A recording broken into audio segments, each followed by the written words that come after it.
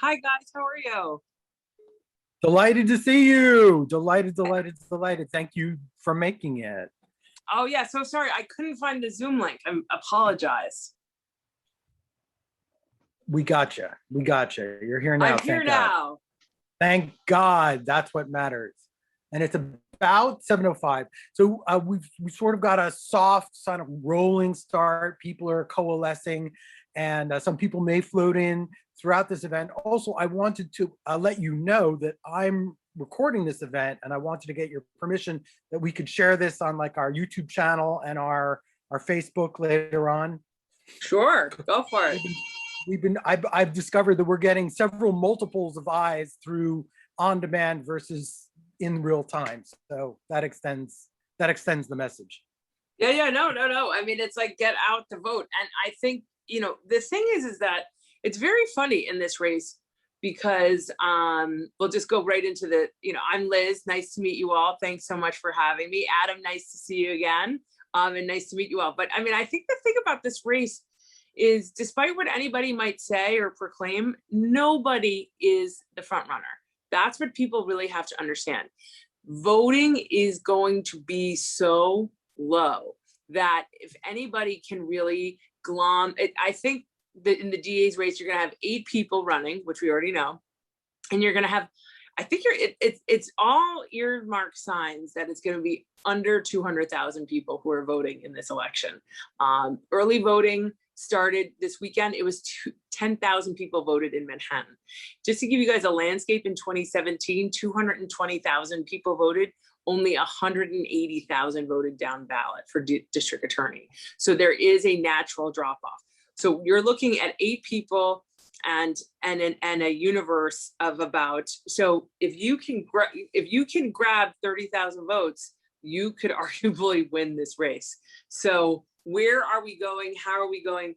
And so I don't think there is a front runner. I mean, I think that Alvin is only a front runner in the sense that he has Democratic clubs and union support. So I think that those people historically are good at getting, and the Harlem machine. So they're historically good at getting out the vote, but nobody else has that kind of network in this race, So I think that it's really anybody's race. And, myself, with me is that I really do believe I have my own lane, which is the law and order lane, which is bolstered by my endorsements of, the police, the captains, lieutenants, sergeants, detectives, the PBA, the firefighters, the officers of the firefighters, and the EMTs.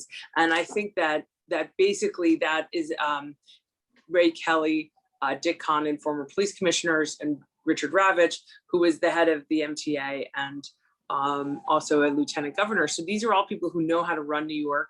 These are all people who are very like a certain lane that I think, we really have established. And I've really been true to my entire campaign. So there's really no guesswork as to who I am, what I stand for, and what my positions are on things. So I think that really helps in terms of when people go to the polls. And as I said to the PBA, I think people want public safety, police, Liz Crotty. That's really this, I think that 30% of New York wants to vote for the police. And it's been pretty much put out there that I am the candidate who is going to work with the police so that we can all have public safety fairly, constitutionally. But, it's not a blanket pass.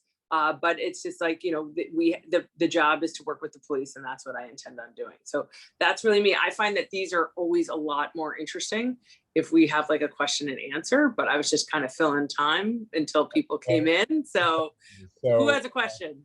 So just thanks, Liz. So appreciate that. And this is Adam Herbst, and it's really nice to see you again. And what I'd like to do is kind of just lay the framework about our group and give you some kind of background of what we're trying to do and what we've been doing for the last several months.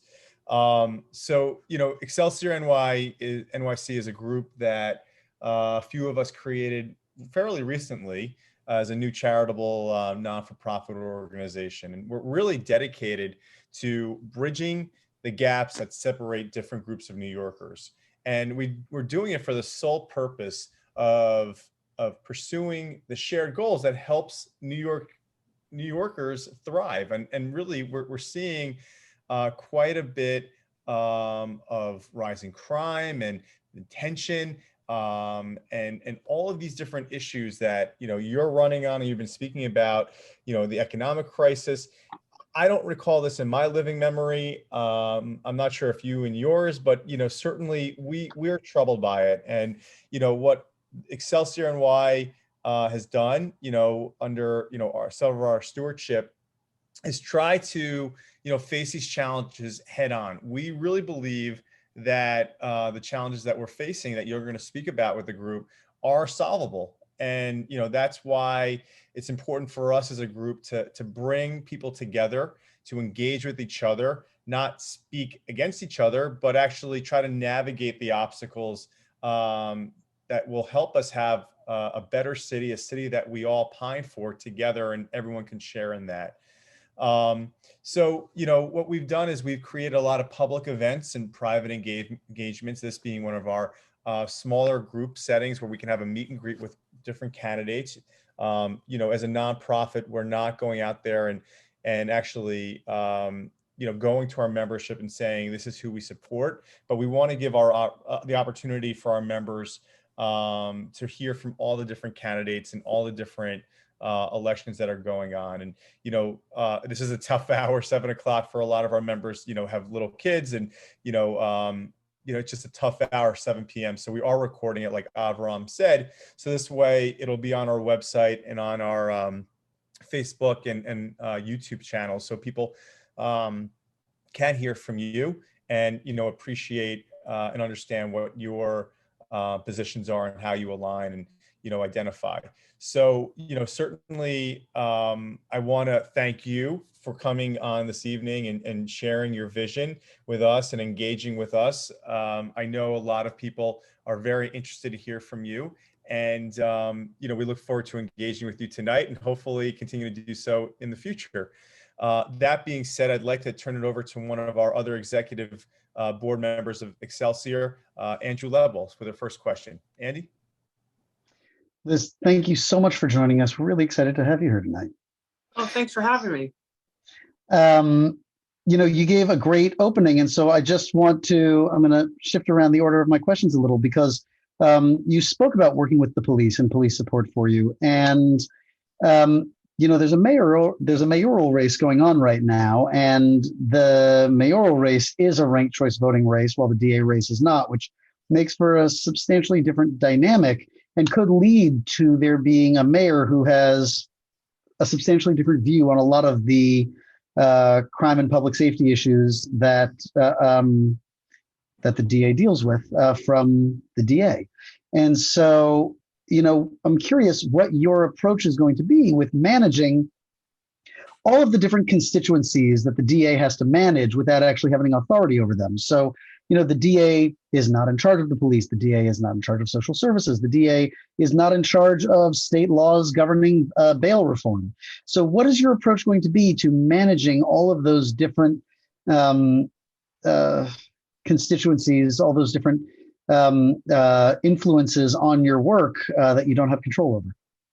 Right. Well, I think that's really where my 21 years of having been in the building comes in handy. So I was a DA for 6 years, and I know what it's like to be a DA. I know what it's like to work with the police and work with the police to make cases.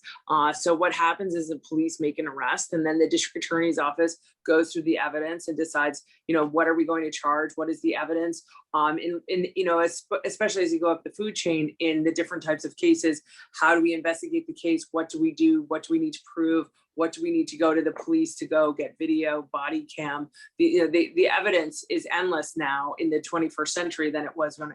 And I think we really have to have a lot of communication with the bureaus. There's 6 trial bureaus in right now in the district attorney's office.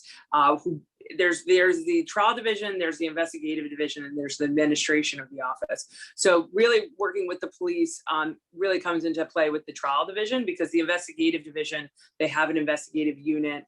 and that works with investigators more than it does with NYPD. There is they call it the Danny Squad, the District Attorney of New York Detective Squad, that is in-house, and they work a lot in the investigatory section of the case and any of the administration. So when it comes to the trial division and working with the police, I think it all goes into how do you charge cases, what do you charge on these cases, and also too, having regular meetings with your bureau chiefs, and understanding what have we happened with the cases, what cases are we getting from what precincts, what cases are being made, how are we looking at clearance rates, clearing out homicides, clearing out robberies, rapes, looking at that, and also looking at like misdemeanor arrests. Who are the teams that are making the most misdemeanor arrests? What cases are problematic in the sense that we can't go forward because of police testimony and because of police paperwork? What cases are doing well? So that's really, your question goes right really to the heart of management, and it goes to how do we have reviews within the trial division so that we are meeting with the trial bureau heads to really understand what is going on in each precinct and with cases and with specific officers. And that's at the very heart of what management does. And that's the heart of what you'd have to do as the office, where you'd have to have, you would have to have weekly meetings with your trial bureau. So you have 6 trial bureaus. You would have to, that would be, you'd have to have 3, you'd have probably 2 days where you have 3 each day. You have it on a standard day where you have 10 o'clock with trial bureaus, trial bureau 30, their trial bureau 30, 40, 50, 60, 70, 80. And they would have a designated time, and where you would always have a review process. And part of that review process is what precincts have you worked with, what cases have been problematic. And then we'd also have to have regular meetings with the precincts. And when we have regular meetings, and I think this is where we have to really have an established community bureau. And that community bureau really is sitting in and listening to the different trial division meetings, but also listening in on the precinct council meetings, because there's precinct council meetings in every precinct once a month where people go in and say, this is what's going on in this precinct and what crimes are happening and what the police initiatives are. And then actually going back to that precinct council and understanding which cases we're having success with, which cases we're not having success with, what officers we're not having success with, and kind of have an open communication with the captains and lieutenants of that precinct so that they can better manage their precinct, so that we can be making cases and investigating them correctly and properly so that we can solve them and that we can hold people responsible, because that's ultimately what the DA does. Thank you so much. Your answer spoke a lot about some really important technical aspects of, like you said, the management of the office. It also spoke a lot about working with the police to make sure that you're having the most effective approach that you can. One of the dynamics that's developed over the course of the last year is that some people who talk about public safety issues talk about them in the sense of there being a zero-sum relationship between public safety and issues of racial and social equity. At Excelsior, we don't really like to think of things as zero-sum equations, and we like to think that we have a lot of shared interests together that we can all work on together where everyone benefits. But I wonder if you could speak to the notion that is out there in the public dialogue of there being some kind of zero-sum relationship between law and order, between public safety and equity. Yeah, I mean, but I made a conscious decision in my campaign to come out. The reason I started to run for this office was because it was a false narrative. and that was why I was running for this office, because I was putting it out there as a false narrative. And I understand exactly what the problems are. I've been on both sides of the courtroom. Ironically, I've gotten the most people out of jail, and so I understand. I've talked to clients, and defendants for the past 12 and a half years. I understand exactly what happens. And you know what? It happens to Black people. It happens to white people. It happens to Spanish people. It happens to Chinese people. Like it's not racially driven. It's a power dynamic that we have to work to change. But I am someone who gets along with people. I am someone who is able to talk to people. And I made the calculated decision that we need to, my mother's always told me, and I think she's right, you get more with honey than you do with vinegar. And I think that this disempowering of the police, where they feel demoralized, they don't feel supported. They're like, why should I make an arrest? Because someone's going to get out 2 hours later. And we have to work with that to and then the constituents are upset, both because they don't feel safe, and two, because they're like, the police aren't doing anything. It is this vicious cycle that we have to cut through and say, this has got to change. I think we have to say to the police, I think what we have to do first and foremost is we have to, I get text messages, and being a candidate, you're a lot more accessible these days, and people say, well, what is this about? And I got the text message about someone who got cold cocked, an old lady who got cold cocked in Chinatown, random one punch to the face. And they're like, what can we do? What do we do? And I was like, we used to use the district attorney's office as a bully pulpit to say, every time this happens, you should call your state legislature, you should call your state senator, your state assemblyman, and say, this is not tenable. We need a change. We also need to reform bail reform so that people who get desk appearance, if you have an open case, you shouldn't get a desk appearance ticket. You should get put through the system. Also, part of the next DA has to work with OCA, the Office of Court Administration. We have to come up with a misdemeanor mental health treatment court immediately. That is an arraignment court where someone in the courtroom, either the judge or the defense attorney, I don't think it should be the district attorney's office, has some ability to extend Kendra's law, so that right now Kendra's law only applies to doctors, heads of hospitals, probation, parole, and family members. And we have to have the medical treatment, and we have to have someone in that courtroom say, this person needs to stay in treatment, and we're going to do that. And that either needs to be a judge or a defense attorney. It has to be brought up and conceptualized with the Office of Court Administration, with legal aid, because legal aid is the one that represents 90% of the people who are charged in these types of cases. And we really have to see it as the wholesale problem that it really is. And I think that's what I would propose. Thank you so much. And now, more broadly, what would you change about the way that the office of the DA is managed right now? And you can divide that in two answers. I think that there's a practical management answer, which you certainly obviously have a lot of deep insight into. And then there's also the question of priorities.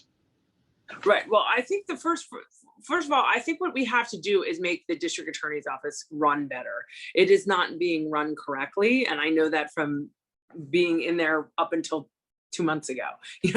First of all, court has to open. That's issue number one. I think it's unconscionable that the courts have been closed this long. People should be having to come back to court. I think they just opened today for live and in-person events. So I think that is something that we have to do. I think in terms of managing the office, I think we have to look at what is going on with violent crime. How do we deal with violent crimes? How do we make sure we are charging them appropriately? How do we make sure we're doing the proper investigation? And so that's where I'd start. I think I think everyone in this race has a domestic violence, sex crimes, not a unit, but a bureau where the assistants now are only in units. They do other types of cases, and they should be only in that bureau. And I think that's really something and also have social workers to train with, so that really social workers are working with the victims to help put them back, rather than district attorneys who can concentrate on prosecuting the case. And I think that and then also too, another top priority of mine is investigations. Like the district attorney's office, and I was there from 2000 to 2006. I worked on the oil for food case, which was an investigation in the UN and Saddam Hussein and how he's perverting the sanction program. And I went to that office precisely to work on those types of cases. They were known for doing remarkable white collar investigations, public corruption, and it's fallen off the way. the office right now is more known for what it hasn't done than for what it has done. And I think that that is problematic.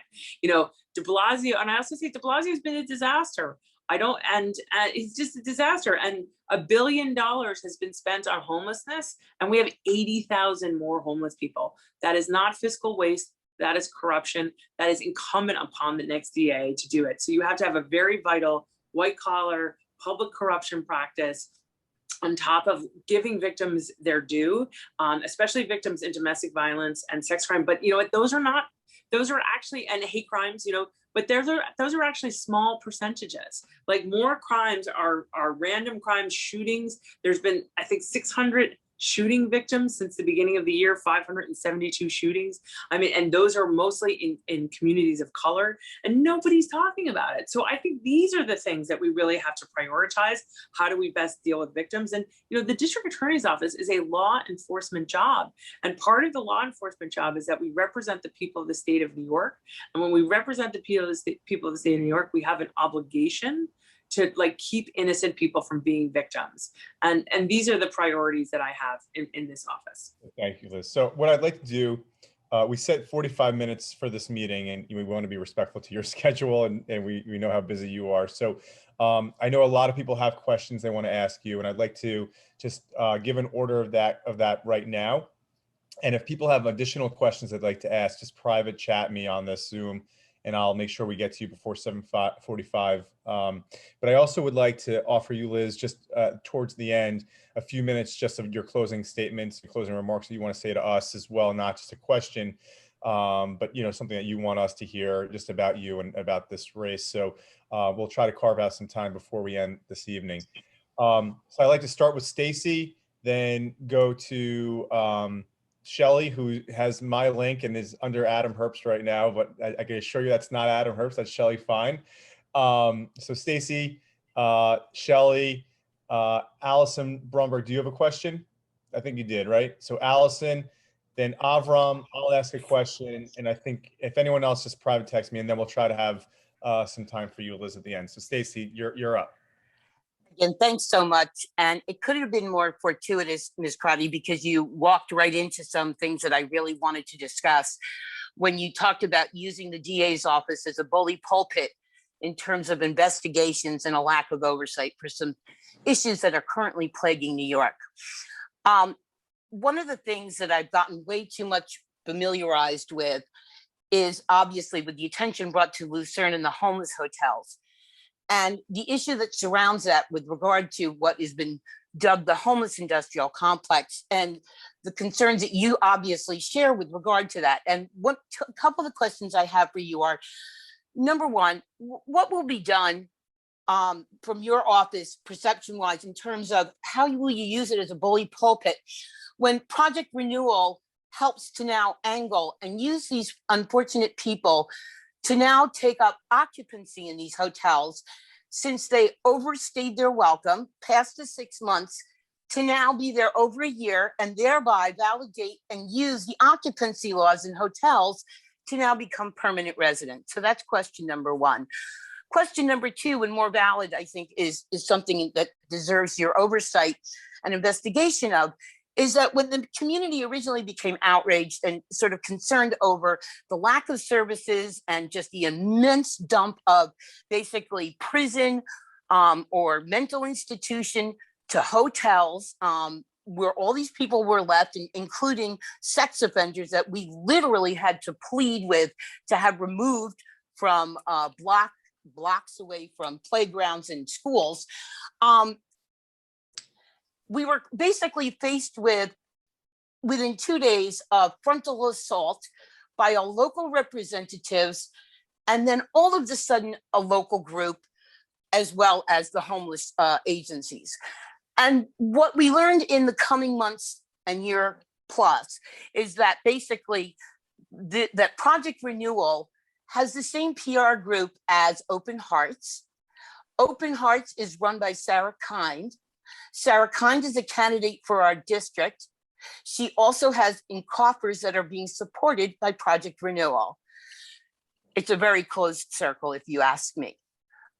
So just curious as to what your take is on this homeless, basically this homeless industrial complex, basically having a direct line to both our politicians and to groups to agitate in this neighborhood without any cause, other than to just seemingly bring other people to attention and to basically cause service where none has been had.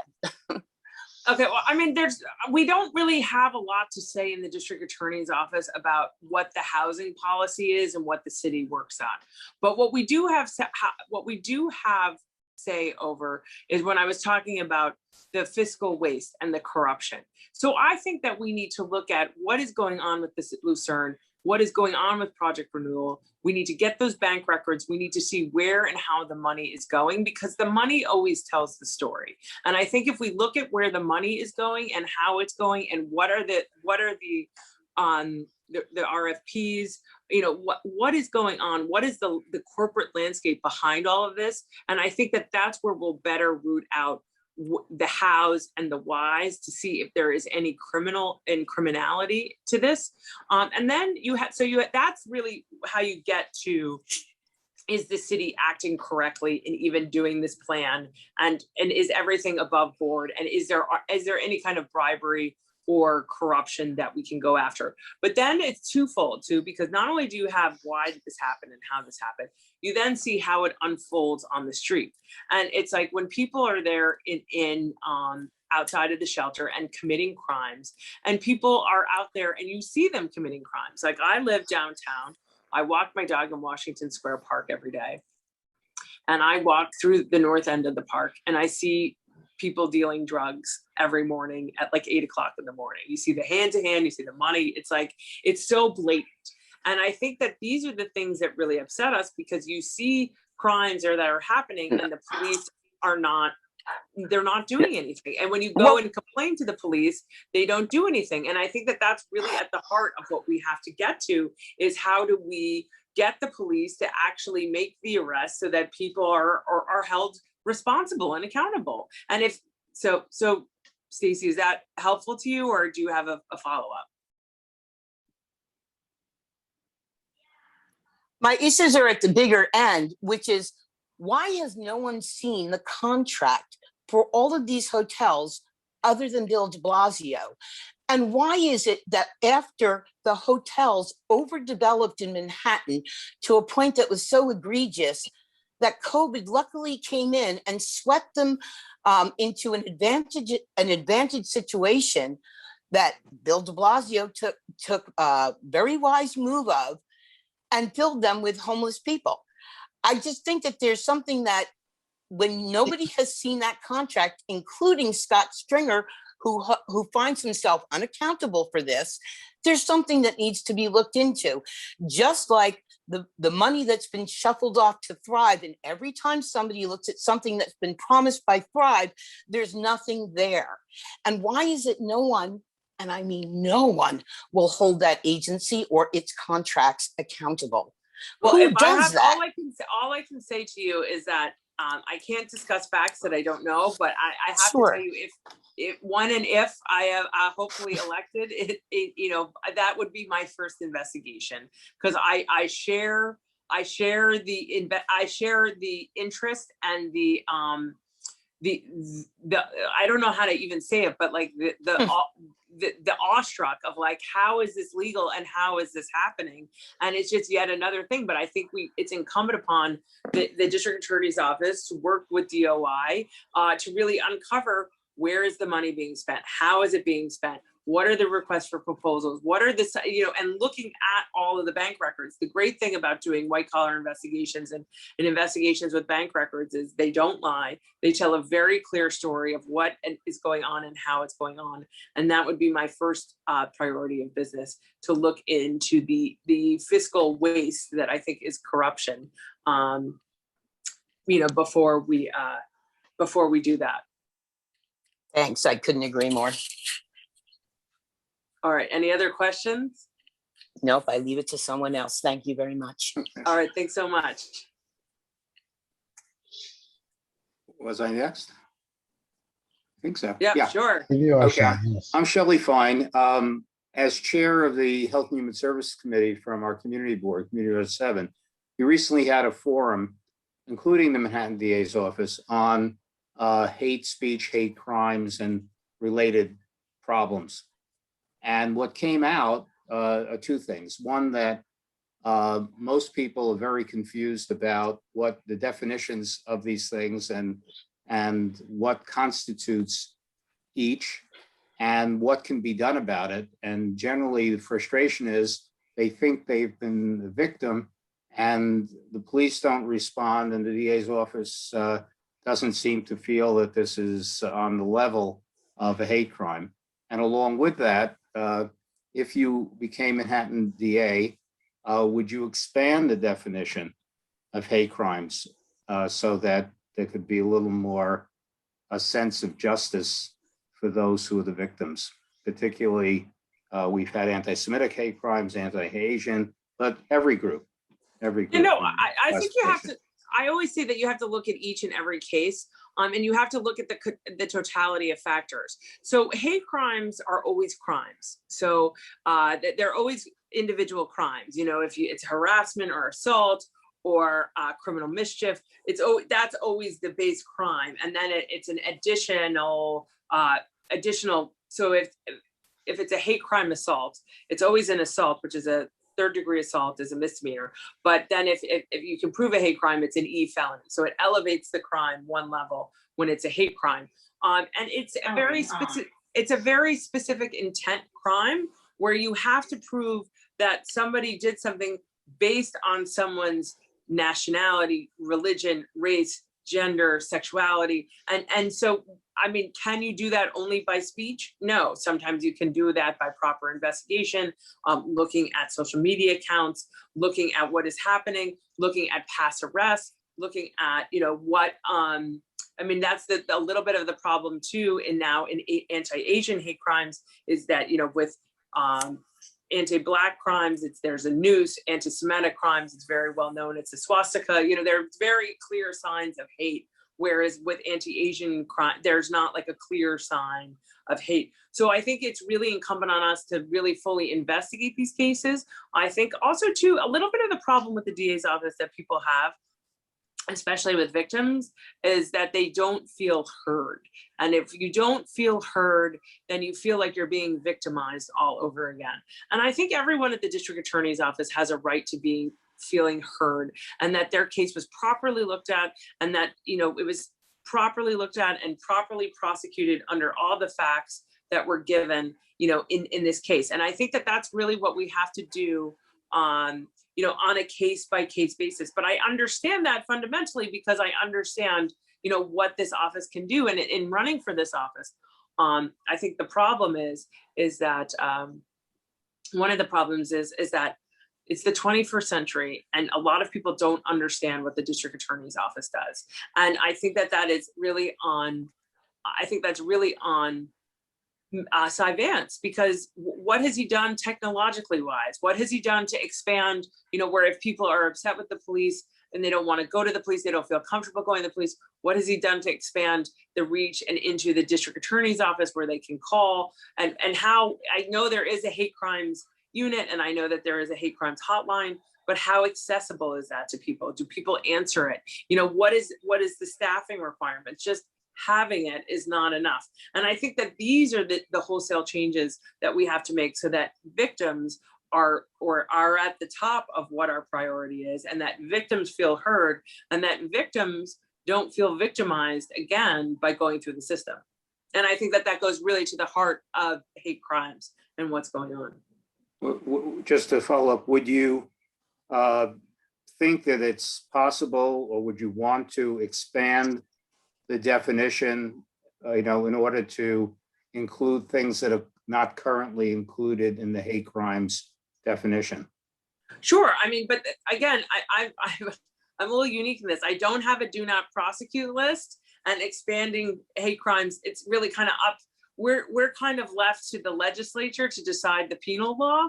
And so I can't argue it both ways. I can't say I'm going to expand the law and then have a do not prosecute list. So I understand that the play between the legislature and the district attorney's office. I have respect for it.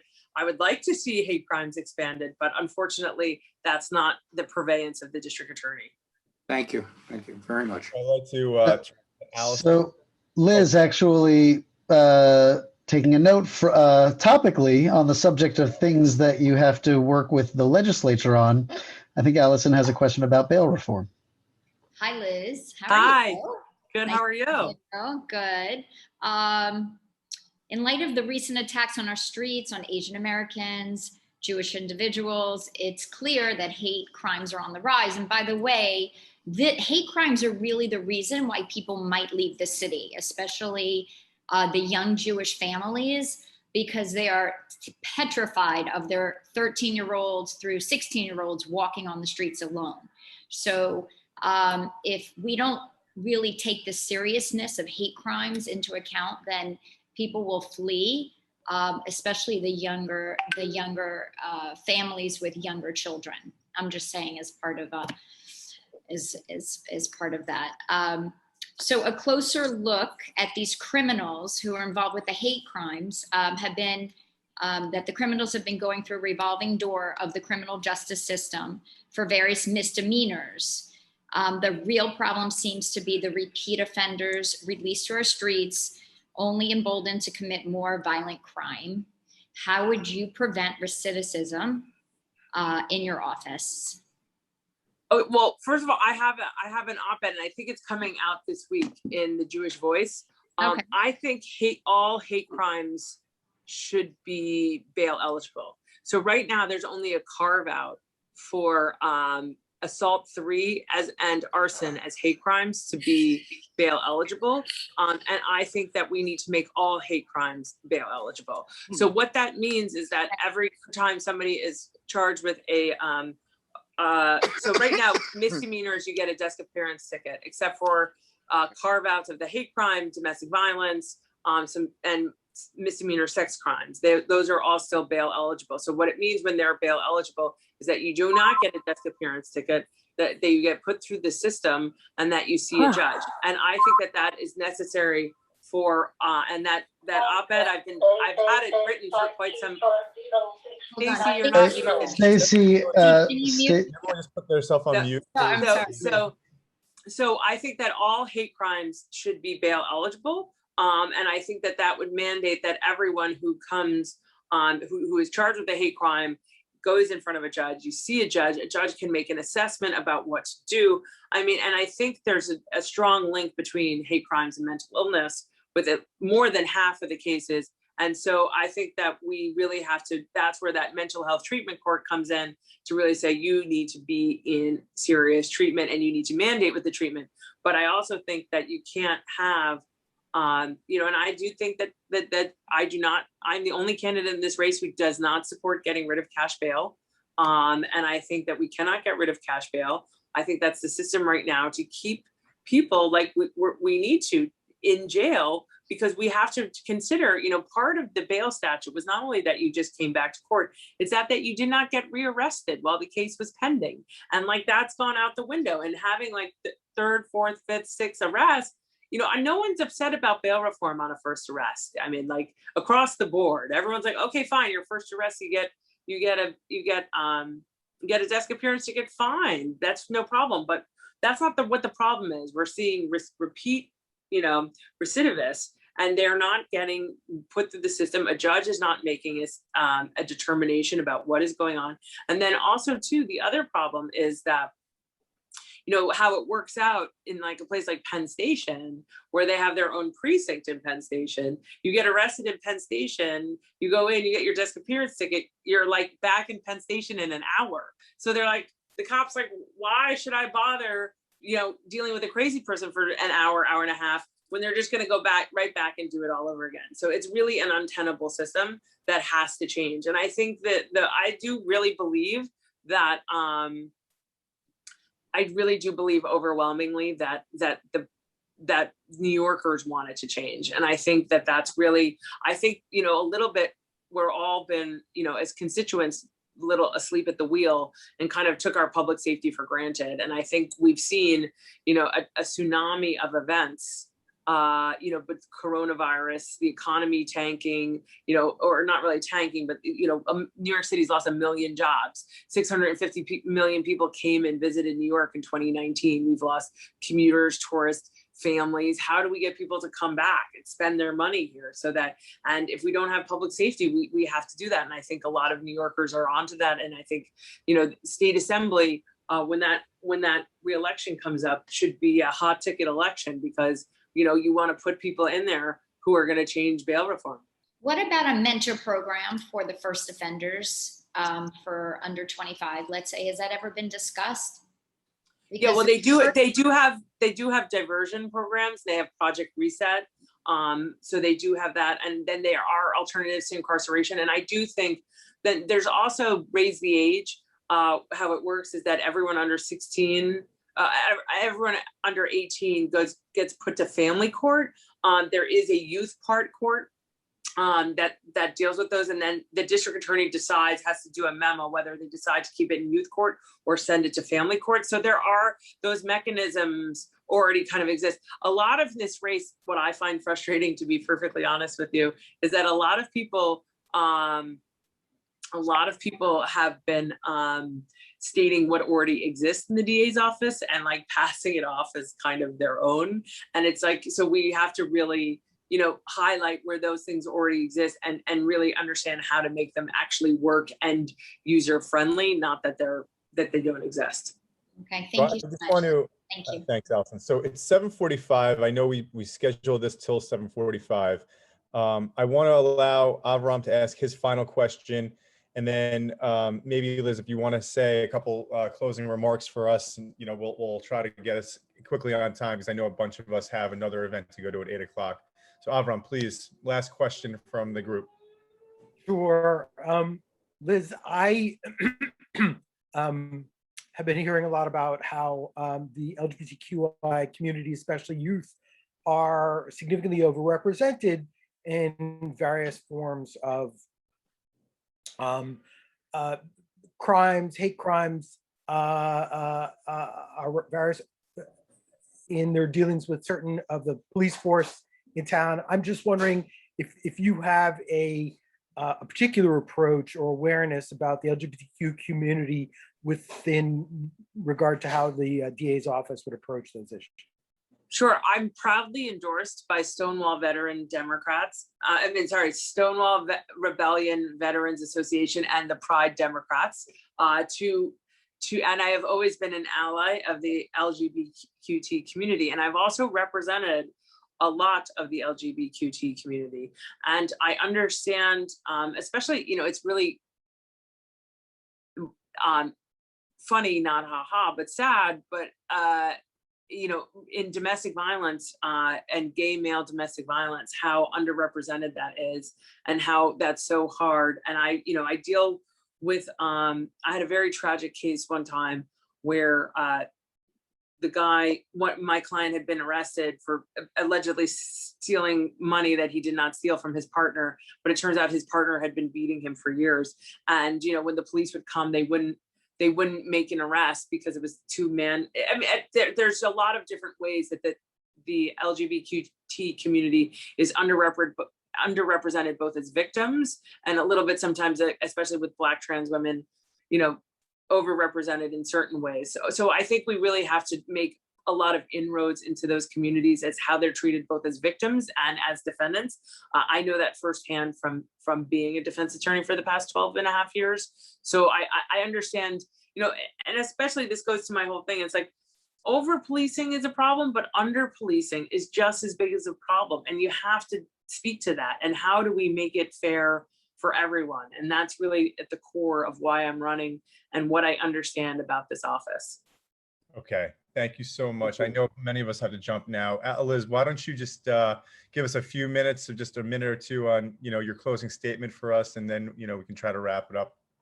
Sure. I mean, you can, so, you know, my website is www.lizcrotty2021.com. You can reach me, you can read more about me, you can read my op-eds, see my video, you get a sense of who I am. I think you probably get a pretty good sense of it in the 45 minutes that we spent here tonight. You know, this is a grassroots campaign. I am a multi-generational native New Yorker and with the police. So there is a very clear avenue here for me to win this race. And I know that there's other campaigns running a campaign saying, I can't win, vote for me. And I just think that that is a very false campaign that doesn't really speak to the voters here in New York, as being born and raised here in New York City and from Stuyvesant Town, where my parents still live, my brother, aunts, uncles. I have a very large voting block there. I have built inroads all in and around all of New York City. And I really do believe that with my endorsements and me getting the message out and being on Votes to You, being on a Zoom with you, it's like the message is there and the message is resonating.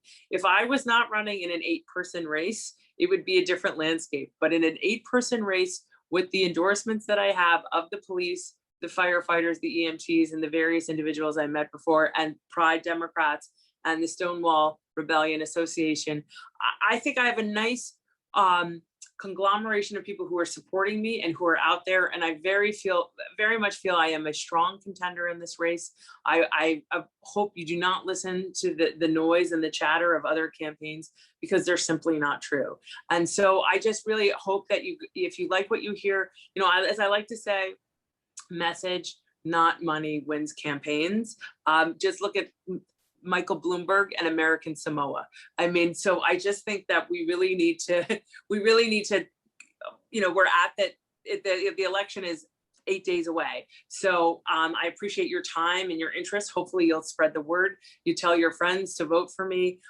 We're really gonna come in strong. I've always been a dark horse in this race, and I'm not giving up. And I think it's we have a real shot here. So don't listen to the noise. Oh, and if you want to donate, always feel free. You can do that on the website too.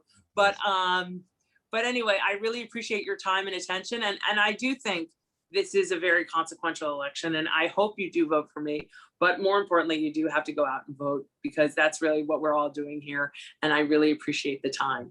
And my email is lizcrotty2021.com, and Adam and everyone has it. I try and return all of my emails. And if you have another group that wants to get on before election day, I'll try and squeeze you in. So thanks so much. I do just. Thank you so much, Liz. Wendy had one very quick question. I want to squeeze her in. I'm sorry, it has to be 20 seconds. But Wendy, please ask your question. And Liz, if you can keep your answer just sure. Please. Liz, hi. Hi. I just thought you could speak on the dangers of discovery reform that's being proposed. I heard you speak on it, and I thought that others should hear it, because it's a very worrisome and very important point. Right. Yeah, no, the discovery, the timelines are arbitrary. We shouldn't have to be able to you shouldn't have to go get a protective order if there's a witness or a victim of a crime until you're going to go to trial. In that case, obviously the person who's being charged with the crime knows that.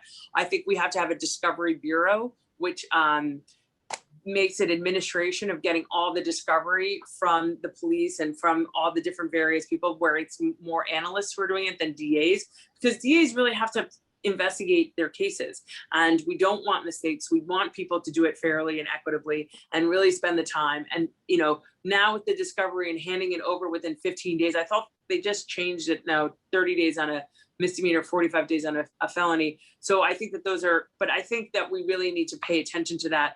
And they like to knock on the police for clearance rates, but when you're in the neighborhood and you're trying to, they don't feel protected by the police and the DA's office, because they have to turn the witness information over to the defense. That's what I'm talking about. Yeah. It's untenable for the witness and the victim. So I think, there's a lot that they got wrong with discovery and bail reform that makes it less fair for victims. And I think that we have to switch that script. Okay. Well, Liz, thank you so much for engaging. Thank you. Thank you, Liz. Really appreciate your time. I know a lot of members are very happy. And again, we're going to put this up on our website, so a lot of people will be hearing these questions and answers from you. And look forward to hopefully engaging with you in the future as well with Excelsior and the group. And good luck to you. Okay, thanks so much. Thank you so much, Liz. All right, bye-bye. Bye.